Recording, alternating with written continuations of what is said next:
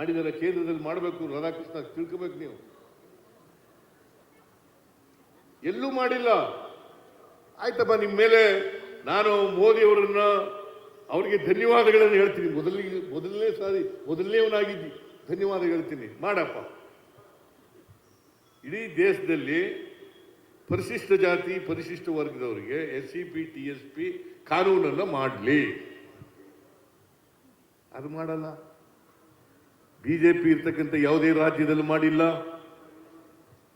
ಆಂಧ್ರ, ಕರ್ನಾಟಕ ಬಿಟ್ರೆ ಇಡೀ ದೇಶದಲ್ಲಿ ಯಾವುದೇ ರಾಜ್ಯದಲ್ಲಿ ಆಗಿಲ್ಲ. ಕರ್ನಾಟಕ, ಆಂಧ್ರ ಬಿಟ್ರೆ ಇಡೀ ದೇಶದಲ್ಲಿ ಆಗಿಲ್ಲ. ಆಮೇಲೆ ಕಾಂಗ್ರೆಸ್ ಸರ್ಕಾರ SCP TSP ಹಣನ ಬೇರೆ ಬಾಬುಗಳಿಗೆ ಖರ್ಚು ಮಾಡ್ಕೊಬಿಡ್ತಾರೆ. ನಿಮಗೆ ನಾಚಿಕೆ ಆಗಲ್ವೇನ್ರಿ? ಬಿಜೆಪಿ ಅವರಿಗೆ 8,300 ಕೋಟಿ ರೂಪಾಯಿಗಳನ್ನ ಬೇರೆ ಬಾಬುಗಳಿಗೆ ಖರ್ಚು ಮಾಡಿದವರು ಭಾರತೀಯ ಜನತಾ ಪಕ್ಷದ ಸರ್ಕಾರ ಇದ್ದಾಗ ಮಿಸ್ಟರ್ ಯಡಿಯೂರಪ್ಪ, ಮಿಸ್ಟರ್ ಬಸವರಾಜ ಬೊಮ್ಮಾಯಿ 8,300 ಕೋಟಿ ರೂಪಾಯಿಗಳನ್ನ ಖರ್ಚು ಮಾಡಿದ್ರಿ. ನಾಚಿಕೆ ಆಗಲ್ಲ ನಿಮಗೆ ನಮ್ಮ ಮೇಲೆ ಆರೋಪ ಮಾಡಲಿಕ್ಕೆ? ಕರ್ನಾಟಕದಲ್ಲಿ ಮೊದಲನೇ ಬಾರಿಗೆ SCP TSP ಕಾನೂನನ್ನ ಕಾಯ್ದೆಯನ್ನ ಮಾಡದಂತವರು ಕಾಂಗ್ರೆಸ್ನವರು. ಇದೇ ಸಿದ್ದರಾಮಯ್ಯ ಮುಖ್ಯಮಂತ್ರಿ ಆಗಿರುವಾಗ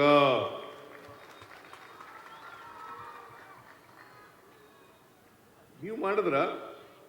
ನೀವು ಮಾಡಿ. ಈಗ ನಿಮ್ಗೆ ಅಭಿನಂದಿಸ್ತೀವಿ ನಾವು. ಮಾಡ್ರಿ ಬಿಜೆಪಿಯವರು. ಸುಮ್ಮನೆ ನೀವು ಕೂತ್ಕೊಂಡು ಈ ವರ್ಷ 42,018 ಕೋಟಿ ರೂಪಾಯಿಗಳನ್ನು SCP TSPಗೆ ಖರ್ಚು ಮಾಡ್ತಾ ಇದ್ದೀವಿ. 42,018 ಕೋಟಿ ರೂಪಾಯಿಗಳು. ನಾನು 2017-18ರಲ್ಲಿ ಬಜೆಟ್ ಮಂಡಿಸಿದಾಗ ಸುಮಾರು 29,000 ಕೋಟಿ ರೂಪಾಯಿ SCP TSP ಇತ್ತು. ಇವರು ಅಧಿಕಾರಕ್ಕೆ ಬಂದ ಮೇಲೆ 26,000 ಕೋಟಿಗಳು SCP TSP ಜಾಸ್ತಿ ಆಗಬೇಕಾಗಿತ್ತು. ಬಜೆಟ್ ಗಾತ್ರ ಜಾಸ್ತಿ ಆಗ್ತಾ ಇದೆ, ಆದರೆ ಕಡಿಮೆ ಮಾಡಿಬಿಟ್ರಿ ನೀವು. ಈ ವರ್ಷ ಹೋದ ವರ್ಷ 30,000 ಕೋಟಿ ಇತ್ತು. ಈ ವರ್ಷ 30,000 ಕೋಟಿ ಇತ್ತು. ಇವತ್ತು 42,018 ಕೋಟಿ ರೂಪಾಯಿಯನ್ನು SCP TSPಗೆ ಇಟ್ಟಿದ್ದೀವಿ. ಸುಮಾರು 29,000 ಕೋಟಿ SC ಜನರಿಗೆ, 12,000 ಚಿಲ್ಲರೆ ಕೋಟಿ STಗೆ ಇಟ್ಟಿರ್ತಕ್ಕಂಥದ್ದು. ಇದು ಈ ವರ್ಷ ಇಟ್ಟಿರ್ತಕ್ಕಂಥದ್ದು. ಬಜೆಟ್ ಗಾತ್ರ ಜಾಸ್ತಿ ಆಗ್ತದೆ. ಬಜೆಟ್ ಗಾತ್ರ ಜಾಸ್ತಿ ಆದಷ್ಟು ಕೂಡ ಹೆಚ್ಚಾಗಬೇಕು. ಇದು ಯೋಜನಾ ಗಾತ್ರ ಜಾಸ್ತಿ ಆದಷ್ಟು ಕೂಡ, ಯೋಜನೆ ಖರ್ಚು ಮಾಡ್ತಕ್ಕಂಥ ಹಣ ಜಾಸ್ತಿ ಆದಷ್ಟು ಕೂಡ ಹೆಚ್ಚು ಮಾಡಬೇಕು. ನಾನು ಬಿಜೆಪಿಯವ್ರಿಗೆ ಕೇಳ್ತೀನಿ, ಈ ಬಡ್ತಿನಲ್ಲಿ ಮೀಸಲಾತಿ ಕಾಯ್ದೆಯನ್ನು ಮಾಡದವರು ಯಾರಪ್ಪ? ಸಾಗರ್,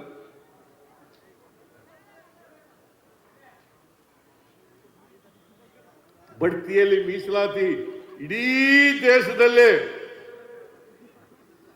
ಸುಪ್ರೀಂ ಕೋರ್ಟ್ನವರು ಬಡ್ತಿಯಲ್ಲಿ ಮೀಸಲಾತಿಯನ್ನು ತೆಗೆದಾಕಿದಾಗ ಅದನ್ನು ನಲ್ಲಿಫೈ ಮಾಡಿ ದಲಿತರಿಗೆ ಮೀಸಲಾತಿನಲ್ಲಿ ಬಡ್ತಿಯಲ್ಲಿ ಮೀಸಲಾತಿ ಸಿಗಬೇಕು ಅಂತೇಳಿ ಕಾಯ್ದೆಯನ್ನ ಮಾಡಿ, ರತ್ನಪ್ರಭಾ ಅಂತೇಳಿ ಚೀಫ್ ಸೆಕ್ರೆಟರಿ ಇದ್ರು, ಅವರ ಅಧ್ಯಕ್ಷದಲ್ಲಿ ಒಂದು ಸಮಿತಿಯನ್ನ ಮಾಡಿ ಅವರ ವರದಿಯನ್ನು ತರಿಸಿಕೊಂಡು ಅದರ ಆಧಾರದ ಮೇಲೆ ಬಡ್ತಿಯಲ್ಲಿ ಮೀಸಲಾತಿಯನ್ನು ತಂದದ್ದು, ಅದಕ್ಕೆ ಕಾನೂನನ್ನು ಮಾಡದ್ದು. ಅದು ಸುಪ್ರೀಂ ಕೋರ್ಟ್ನಲ್ಲಿ ಕೆಲವರು ಚಾಲೆಂಜ್ ಮಾಡಿದ್ರು. ಸುಪ್ರೀಂ ಕೋರ್ಟ್ನಲ್ಲೂ ಕೂಡ ಕಾನೂನು ಊರ್ಜಿತ ಆಗಿರ್ತಕ್ಕಂಥದ್ದು ಇವತ್ತು ಇಡೀ ದೇಶದಲ್ಲಿ ಪ್ರಥಮ. ಮತ್ತೆ ಕರ್ನಾಟಕ ಇಡೀ ದೇಶದಲ್ಲಿ ಮೊದಲನೇ ರಾಜ್ಯ ಇದನ್ನು ಮಾಡಿರ್ತಕ್ಕಂಥದ್ದು.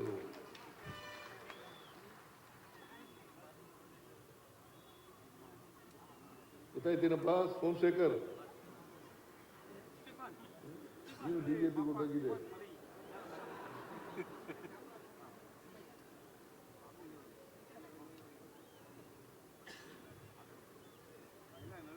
ಸಾಮಾಜಿಕ ನ್ಯಾಯಕ್ಕೆ ಯಾವ್ದು ಏನ್ ಮಾಡಿದ್ದಾರೆ? ಸಂವಿಧಾನದ ರೀತಿ ಏನ್ ನಡ್ಕೊಂಡಿದ್ದಾರೆ? ಇವತ್ತು ಮಹಿಳೆಯರಿಗೆ, ದಲಿತರಿಗೆ, ಹಿಂದುಳಿದವರಿಗೆ, ಅಲ್ಪಸಂಖ್ಯಾತರಿಗೆ ಆರ್ಥಿಕವಾಗಿ, ಸಾಮಾಜಿಕವಾಗಿ ಶಕ್ತಿಯನ್ನು ಕೊಡ್ತಕ್ಕಂಥ ಸಮಾನತೆ ಸುಮ್ಮನೆ ಬಂದ್ಬಿಡಲ್ಲ. ಯಾರಿಗೆ ಆರ್ಥಿಕ ಶಕ್ತಿ ಇರಲ್ಲ, ಯಾರಿಗೆ ಸಾಮಾಜಿಕ ಶಕ್ತಿ ಇರಲ್ಲ, ಅವರು ಯಾವತ್ತೂ ಕೂಡ ಸಮಾನರಾಗಲಿಕ್ಕೆ, ಮುಖ್ಯವಾಹಿನಿಗೆ ಬರಲಿಕ್ಕೆ ಸಾಧ್ಯ ಇಲ್ಲ. ಅದಕ್ಕೋಸ್ಕರ ನೀವು ಸ್ವಾತಂತ್ರ್ಯ ಯಶಸ್ವಿ ಆಗಬೇಕಾದ್ರೆ, ಪ್ರಜಾಪ್ರಭುತ್ವ ಯಶಸ್ವಿ ಆಗಬೇಕಾದ್ರೆ ಆರ್ಥಿಕವಾಗಿ, ಸಾಮಾಜಿಕವಾಗಿ ಸಬಲರನ್ನಾಗಿ ಮಾಡಬೇಕು. ಅದಕ್ಕೆ ನಾವು ಕಾನೂನು ತಗೊಂಡಿದ್ದೀವಿ. ಇದನ್ನ ಗ್ಯಾರಂಟಿ ಯೋಜನೆಗಳನ್ನು ತಂದಿರತಕ್ಕಂಥದ್ದು, ಅನೇಕ ಭಾಗ್ಯ ಯೋಜನೆಗಳನ್ನು ತಂದಿರತಕ್ಕಂಥದ್ದು. ಕೊಂಡ್ಕೊಳ್ತಕ್ಕಂಥ ಶಕ್ತಿನೇ ಇಲ್ಲದೆ ಹೋದ್ರೆ ಅಂಗಡಿಗೆ ಕೊಂಡ್ಕೊಳ್ಳಿಕ್ಕೆ ಹೋಗಕ್ಕೆ ಹೆಂಗೆ ಸಾಧ್ಯ ಆಗ್ತದೆ? ಕೊಂಡ್ಕೊಳ್ತಕ್ಕಂಥ ಶಕ್ತಿ ಬಂದಾಗ ಮಾತ್ರ ಆರ್ಥಿಕ ಚಟುವಟಿಕೆಗಳು ನಡೀಲಿಕ್ಕೆ ಸಾಧ್ಯ ಆಗ್ತದೆ. ಆರ್ಥಿಕ ಚಟುವಟಿಕೆಗಳು ಇಲ್ದೇನೆ ಸಮಾನತೆ ಇರಲ್ಲ. ಅದಕ್ಕೆ ಲೋಕಿ ಅವರು ಹೇಳ್ತಾ ಇದ್ರು, ನಮ್ಮ ಜಾತಿ ವ್ಯವಸ್ಥೆಗೆ ಚಲನೆ ಇಲ್ಲ, ಚಲನೆ ರಹಿತವಾದಂಥ ಜಾತಿ ವ್ಯವಸ್ಥೆ. ಅದಕ್ಕೆ ಇಷ್ಟು ವರ್ಷ ಆದರೂ ಕೂಡ ಜಾತಿ ವ್ಯವಸ್ಥೆ ಹೋಗಿಲ್ಲ. ಯಾಕೆಂದ್ರೆ ನಮ್ಮ ವಿದ್ಯಾವಂತರೇ ಅದನ್ನ ಜಾತಿ ಮಾಡಲಿಕ್ಕೆ ಪ್ರಾರಂಭ ಮಾಡಿಬಿಟ್ಟಿದ್ದಾರೆ ಕೆಲವರು. ವಿದ್ಯೆ, ಅದಕ್ಕೆ ಬಾಬಾ ಸಾಹೇಬ್ ಅಂಬೇಡ್ಕರ್ ಅವರು ಹೇಳಿದ್ರು, ನಾನು ವಿದ್ಯೆ ಕಲ್ತಿರ್ತಕ್ಕಂಥದ್ದು, ಜ್ಞಾನಾರ್ಜನೆ ಮಾಡಿರ್ತಕ್ಕಂಥದ್ದು ಸ್ವಾರ್ಥಕ್ಕಲ್ಲ. ನಾವು ಇದನ್ನ ಅರ್ಥ ಮಾಡ್ಕೋಬೇಕಾಗ್ತದೆ. ನಾವು ಯಾರು ಕೂಡ ಸ್ವಾರ್ಥಕ್ಕೋಸ್ಕರ ಮಾಡ್ಕೊಂಡಿರೋ ವಿದ್ಯಾವಂತರಾಗಿರೋದಲ್ಲ. ನಾನು ಜ್ಞಾನ ಸಂಪಾದನೆ ಮಾಡ್ಕೊಂಡಿದ್ದೆ. ಆ ಜ್ಞಾನ ಯಾವ ಶೋಷಿತ ವರ್ಗದ ಜನ ಇದ್ದಾರೆ ಅವರನ್ನ ವಿಮೋಚನೆ ಮಾಡಲಿಕ್ಕೋಸ್ಕರವಾಗಿ ನಾನು ಮುಡುಪಾಗಿಡುತ್ತೇನೆ ಅಂತಕ್ಕಂಥ ಮಾತುಗಳನ್ನು ಬಾಬಾ ಸಾಹೇಬ್ ಅಂಬೇಡ್ಕರ್ ಅವರು ಹೇಳಿದರು. ಅದಕ್ಕೆ ನಾನು ಎಲ್ಲ ವಿದ್ಯಾವಂತರು ಕೂಡ ಇದನ್ನು ಮಾಡಬೇಕು ಅಂತಕ್ಕಂಥ ಮನವಿಯನ್ನು ಮಾಡಲಿಕ್ಕೆ ಬಯಸ್ತಾ ಇದ್ದೆ. ದಯವಿಟ್ಟು ಎಲ್ಲ ವಿದ್ಯಾವಂತರು ಕೂಡ ಈ ಮನವಿ ಇದನ್ನ ಮಾಡಬೇಕು. ಸ್ವಾರ್ಥಕ್ಕೋಸ್ಕರ ಮಾಡ್ಕೊಳ್ತಕ್ಕಂಥದ್ದಲ್ಲ ವಿದ್ಯೆ, ಬರೀ ಹೊಟ್ಟೆ ಹೊರಗೆ ಕಳ್ಳಿಕ್ಕೆ ಮಾಡ್ಕೊಳ್ತಕ್ಕಂಥದ್ದಲ್ಲ. ಅದಕ್ಕೆ ಬಾಬಾ ಸಾಹೇಬ್ ಅಂಬೇಡ್ಕರ್ ಅವರು 3 ಮಂತ್ರಗಳನ್ನು ಹೇಳ್ಕೊಟ್ಟಿದ್ದಾರೆ. ಎಲ್ಲರೂ ವಿದ್ಯಾವಂತರಾಗ್ರಪ್ಪ. ಅದೇ ಕನ್ನಡದಲ್ಲಿ ಬೇರೆ ಅರ್ಥ ಆಗೋ ಭಾಷೆಯಲ್ಲಿ ಹೇಳ್ತಾ ಇದ್ದೀನಿ. ಶಿಕ್ಷಣ, ಸಂಘಟನೆ, ಹೋರಾಟ ಅನ್ನೋದು ಅರ್ಥ ಆಗಲ್ಲ ಬಹಳ ಜನಕ್ಕೆ. ಅದಕ್ಕೆ ಗೊತ್ತಾಯ್ತು ಆಂಜನೇಯ, ಎಲ್ರಿಗೂ ವಿದ್ಯಾವಂತರಾಗಬೇಕು. ಆಮೇಲೆ ಎಲ್ಲ ಸಂಘಟನೆ ಮಾಡಬೇಕು, ಸಂಘಟನೆ ಆಗಬೇಕು. ಆಮೇಲೆ ಹೋರಾಟ ಮಾಡಬೇಕು. ಯಾರು ಹೋರಾಟ ಇದ್ದೇನೆ, ನಿಮಗೆ ನಿಮ್ಮ ಬಾಬಾ ಸಾಹೇಬ್ ಅಂಬೇಡ್ಕರ್ ಅವರು ಹೋರಾಟ ಮಾಡದೆ ಹೋಗಿದ್ರೆ, ಸಂವಿಧಾನ ರಚನಾ ಸಮಿತಿಯ ಅಧ್ಯಕ್ಷನಾಗಿಲ್ಲದೆ ಹೋಗಿದ್ರೆ ಇವೆಲ್ಲ ಸಿಕ್ಲಿಕ್ಕೆ ಸಾಧ್ಯ ಆಯ್ತಿತ್ತು ನಮಗೆ? ಬಾಬಾ ಸಾಹೇಬ್ ಒಬ್ಬ ವ್ಯಕ್ತಿ ಇಡೀ ದೇಶದಲ್ಲಿ ತಲ್ಲಣವನ್ನು ಉಂಟು ಮಾಡ್ತಾರೆ. ಎಲ್ಲ ಶೋಷಿತ ವರ್ಗದ ಜನರಿಗೆ ನ್ಯಾಯ ಕೊಡಲಿಕ್ಕೆ ಪ್ರಯತ್ನವನ್ನು ಮಾಡುತ್ತಾರೆ. ಈಗ ಎಷ್ಟು ಜನ ವಿದ್ಯಾವಂತರಾಗಿದ್ದೀವಿ ನಾವು? ಬಾಬಾ ಸಾಹೇಬ್ ಅಂಬೇಡ್ಕರ್ ಸಂವಿಧಾನದಿಂದ ಎಷ್ಟು ಜನ ವಿದ್ಯಾವಂತರಾಗಿದ್ದೀವಿ? ನಾವೆಲ್ಲರೂ ಕೂಡ ಯಾರಿಗೆ ಇನ್ನೂ ಅವಕಾಶ ಸಿಕ್ಕಿಲ್ಲ, ಯಾರಿಗೆ ನ್ಯಾಯ ಸಿಕ್ಕಿಲ್ಲ, ಆ ಜನರ ಪರವಾಗಿ ಹೋರಾಟ ಮಾಡ್ತಕ್ಕಂಥ ಕೆಲಸವನ್ನು ನಾವು ಮಾಡಬೇಕು. ಆ ಜನರಿಗೋಸ್ಕರ ನಮ್ಮ ಜೀವನವನ್ನು ಮುಡುಪಾಗಿಡ್ತಕ್ಕಂಥ ಕೆಲಸವನ್ನು ಮಾಡಬೇಕು. ಅದು ಮಾಡಿದಾಗ ಮಾತ್ರ ಬಾಬಾ ಸಾಹೇಬ್ ಅಂಬೇಡ್ಕರ್ ಅವರಿಗೆ ಗೌರವವನ್ನು ಸಲ್ಲಿಸಿದಾಗ ಆಗ್ತದೆ ಅಂತಕ್ಕಂಥ ಮಾತುಗಳನ್ನು ಹೇಳಲಿಕ್ಕೆ ಬಯಸ್ತಾ ಇದ್ದೀವಿ. ನಾವು ಅದಕ್ಕೋಸ್ಕರನೇ ಆರ್ಥಿಕವಾಗಿ, ಸಾಮಾಜಿಕವಾಗಿ ಶಕ್ತಿ ಬರಬೇಕು ಅಂತೇಳಿ ದಲಿತರಿಗೆ, ಹಿಂದುಳಿದವರಿಗೆ, ಅಲ್ಪಸಂಖ್ಯಾತರಿಗೆ,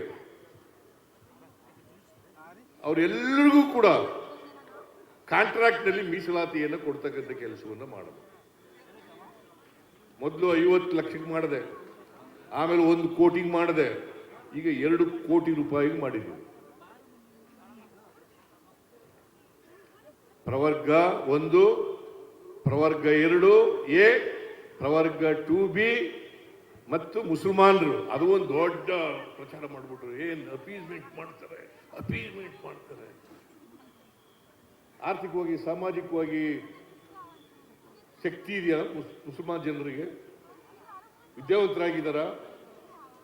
ಆರ್ಥಿಕವಾಗಿ ಸಬಲರಾಗಿದ್ದಾರಾ? ಮತ್ತೆ ಯಾಕೆ ಮಾಡಬಾರದು?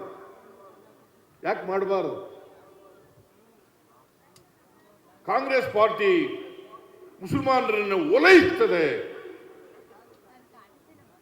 ಈ ಸಮಾಜದಲ್ಲಿ ಯಾರೇ ಇರಲು ಕೂಡ, ಯಾರೇ ಆರ್ಥಿಕವಾಗಿ ಸಾಮಾಜಿಕವಾಗಿ ಶಕ್ತಿ ಇಲ್ಲ, ಅವರೆಲ್ಲರಿಗೂ ಶಕ್ತಿ ತುಂಬತಕ್ಕಂಥದ್ದೇ ಕಾಂಗ್ರೆಸ್ ಪಕ್ಷದ ಧ್ಯೇಯ ಮತ್ತು ಬದ್ಧತೆ ಅಂತಕ್ಕಂಥ ಮಾತುಗಳನ್ನು ಹೇಳಲಿಕ್ಕೆ ಬಯಸ್ತಾ ಇದ್ದೇನೆ. ಸಿದ್ದರಾಮಯ್ಯ ಮೇಲ್ಜಾತಿಯವರ ವಿರೋಧಿ ಅಂತ ಅಪಪ್ರಚಾರ ಮಾಡೋದು. ನಾವು ಯಾರ ವಿರೋಧಿನೂ ಅಲ್ಲ, ಯಾವ ಜಾತಿ ವಿರೋಧಿನೂ ಅಲ್ಲ. ಯಾರ್ಯಾರು ಅವಕಾಶಗಳಿಂದ ವಂಚಿತರಾಗಿದ್ದಾರೆ, ಯಾರಿಗೆ ಇನ್ನೂ ನ್ಯಾಯ ಸಿಕ್ಕಿಲ್ಲ, ಯಾರಿಗೆ ಇನ್ನೂ ಅವಕಾಶಗಳು ಸಿಕ್ಕಿಲ್ಲ, ಆ ಜನರ ಪರವಾಗಿರತಕ್ಕಂಥದ್ದೇ ನಮ್ಮ ಸಂವಿಧಾನ ಹೇಳ್ಕೊಟ್ಟಿರ್ತಕ್ಕಂಥ ವಿಚಾರ, ಬಾಬಾ ಸಾಹೇಬ್ ಅಂಬೇಡ್ಕರ್ ಅವರು ಕೊಟ್ಟಿರ್ತಕ್ಕಂಥ ವಿಚಾರ. ದಕ್ಷಿಣ ಆಫ್ರಿಕಾದಲ್ಲಿ ಮಂಡೇಲಾ ಏನಂತ ಹೇಳಿದ್ದಾರೆ ಗೊತ್ತಾ? ಬಾಬಾ ಸಾಹೇಬ್ ಅಂಬೇಡ್ಕರ್ ಅವ್ರ ಬಗ್ಗೆ, ನನಗೆ ನಮ್ಮ ಸಂವಿಧಾನ ಬರೀಲಿಕ್ಕೆ ಇಂಡಿಯನ್ ಕಾನ್ಸ್ಟಿಟ್ಯೂಷನ್ ಸ್ಫೂರ್ತಿ. ಮಂಡೇಲಾ ಹೇಳಿರೋದು. ನಮಗೆ ಸ್ಫೂರ್ತಿ ಏನಪ್ಪಾ ಅಂತಂದ್ರೆ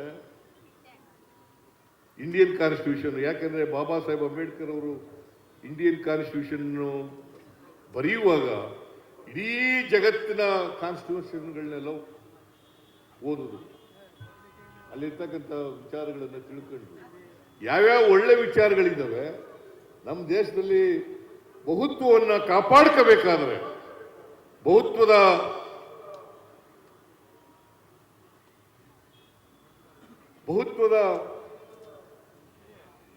ದೇಶ ಕಟ್ಟಬೇಕಾದ್ರೆ, ದೇಶದಲ್ಲಿ ಸ್ವಾತಂತ್ರ್ಯ, ಸಮಾನತೆ, ಭ್ರಾತೃತ್ವ ನೆಲೆಸಬೇಕಾದ್ರೆ ಏನ್ ಮಾಡಬೇಕು ಅಂತಕ್ಕಂಥದನ್ನ ಬಾಬಾ ಸಾಹೇಬ್ ಅಂಬೇಡ್ಕರ್ ಅವರು ಬಹಳ ಸ್ಪಷ್ಟವಾಗಿ ಹೇಳಿದ್ದಾರೆ. ಅದರ ರೀತಿ ನಡೀತಕ್ಕಂಥದ್ದೇ ನಾವು ಬಾಬಾ ಸಾಹೇಬ್ ಅಂಬೇಡ್ಕರ್ ಅವರಿಗೆ ಸಲ್ಲಿಸ್ತಕ್ಕಂಥ ಗೌರವ ಅಂತಕ್ಕಂಥ ಮಾತುಗಳನ್ನು. ಅದಕ್ಕೆ ನಾನು ಈ ದಲಿತ ಸಂಘರ್ಷ ಸಮಿತಿ ಪ್ರಾರಂಭ ಆಯಿತು, ಆಗ ಒಂದು ಮಾತು ಹೇಳ್ತಾ ಇದ್ರು.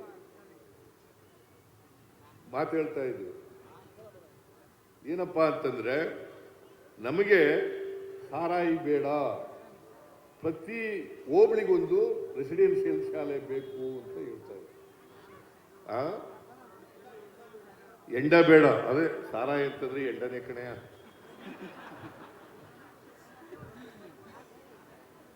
ಎಂಡ ಬೇಡ, ಒಂದು ರೆಸಿಡೆನ್ಷಿಯಲ್ ಶಾಲೆ ಬೇಕು ಅಂತ ಹೇಳ್ತಾ ಇದ್ರು.